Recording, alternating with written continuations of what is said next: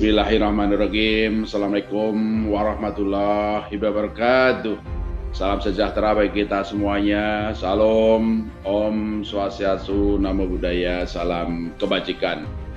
Para sahabat dan mitra strategis Bank Indonesia, selamat datang dalam peluncuran buku Kajian Stabilitas Keuangan KSK nomor 40 oleh Bank Indonesia.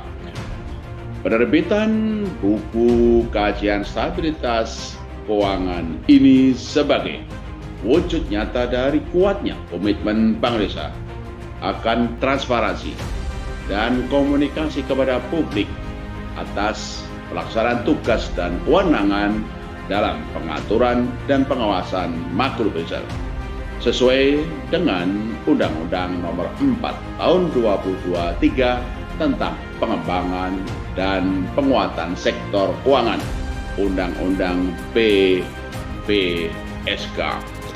Ada 3 pesan penting yang ingin kami sampaikan dalam kajian stabilitas keuangan nomor 40 ini. Yang pertama, stabilitas sistem keuangan Indonesia pada tahun 2022 hingga Maret 2023 menunjukkan ketahanan yang kuat dan mampu menyediakan kredit dan pembiayaan bagi pemulihan ekonomi nasional. Pembiayaan perbankan pada tahun 2022 tumbuh sebesar 11,35%, lebih tinggi dibandingkan dengan tahun-tahun sebelumnya sejak pandemi COVID-19. Ketahanan juga tetap terjaga, ditopang oleh permodalan yang kuat, likuiditas yang memadai, dan juga risiko kredit yang terkendali. Sistem keuangan Indonesia juga berdaya tahan dalam menghadapi dampak penutupan sejumlah bank di Amerika Serikat maupun dari keketatan kondisi pasar keuangan global. Selain sangat terbatasnya eksposur langsung kepemilikan surat berharga dolar Amerika Serikat, uji ketahanan atau stress test Bank Indonesia menunjukkan kuatnya perbankan Indonesia dalam menghadapi tekanan baik dari risiko likuiditas, risiko pasar karena kenaikan yield SPN dan volatilitas nilai tukar rupiah maupun risiko kredit karena rendahnya non-performing loan. Inklusi ekonomi dan keuangan juga terus meningkat sejalan dengan kinerja UMKM yang tumbuh positif. Kami sampaikan terima kasih kepada industri perbankan yang terus meningkatkan intermediasi dan penyaluran pembiayaan untuk UMKM. Yang kedua, untuk menjaga stabilitas sistem keuangan dan mendorong pemulihan ekonomi nasional, Bank Indonesia secara konsisten menempuh kebijakan makro prudensial longgar. Dan kebijakan makro prudensial longgar ini kami lakukan dalam bauran kebijakan yang optimal bersama kebijakan moneter yang diarahkan untuk menjaga stabilitas ekonomi kita serta sistem pembayaran untuk meningkatkan efisiensi pembayaran dan mendorong ekonomi keuangan digital. Dalam kaitan ini, kebijakan makro prudensial longgar kami arahkan untuk terus mendorong kredit dan pembiayaan perbankan bagi dunia usaha. Dan hal ini kami tingkatkan melalui pemberian insentif likuiditas kepada bank-bank yang berkontribusi tinggi dalam penyaluran kredit kepada sektor prioritas, termasuk UMKM, inklusif, dan hijau. Kebijakan makro prudensial longgar juga kami tempuh melalui instrumen rasio loan to value atau financing to value atau sering dikenal kebijakan down payment 0%, counter cyclical capital buffer, rasio intermediasi makro prudensial, rasio pembiayaan inklusif makro prudensial, penyangga likuiditas makro prudensial maupun juga transparansi suku bunga dasar kredit.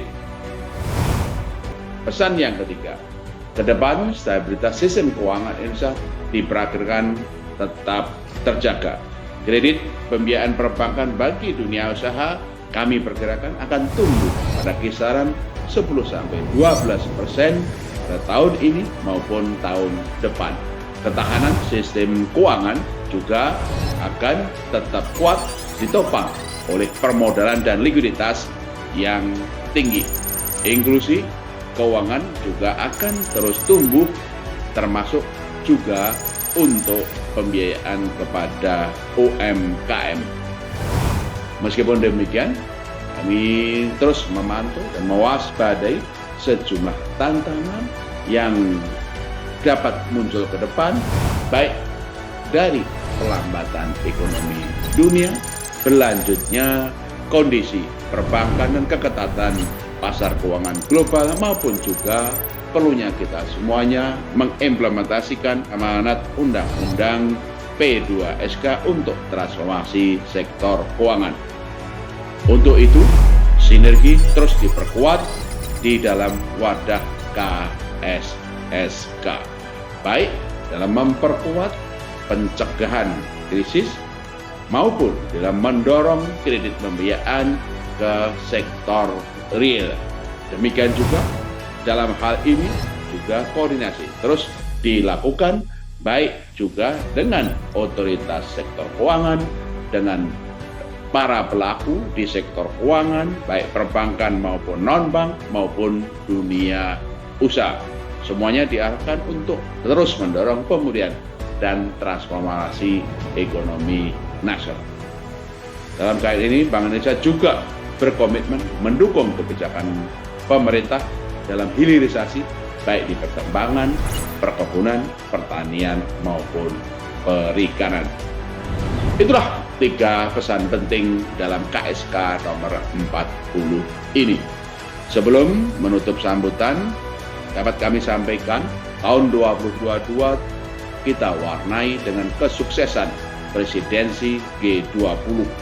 Dan tahun 2023 ini kita juga kembali memegang peran strategis, yaitu keketuaan ASEAN 2023 yang bertema ASEAN Matters, Epicentrum of Growth.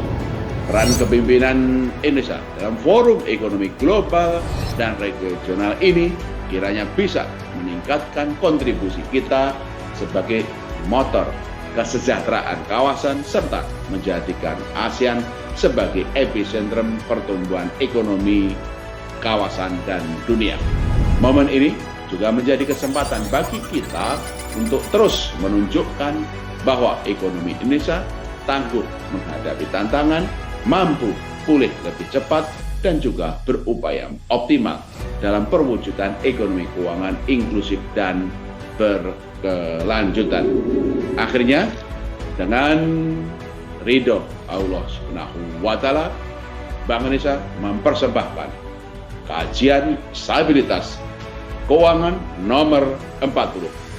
Mari kita berikhtiar bersama mewujudkan konsistensi, inovasi, dan sinergi yang terbaik, memperkuat stabilitas sistem keuangan menuju Indonesia maju. Sekian, terima kasih. Wassalamualaikum warahmatullahi wabarakatuh.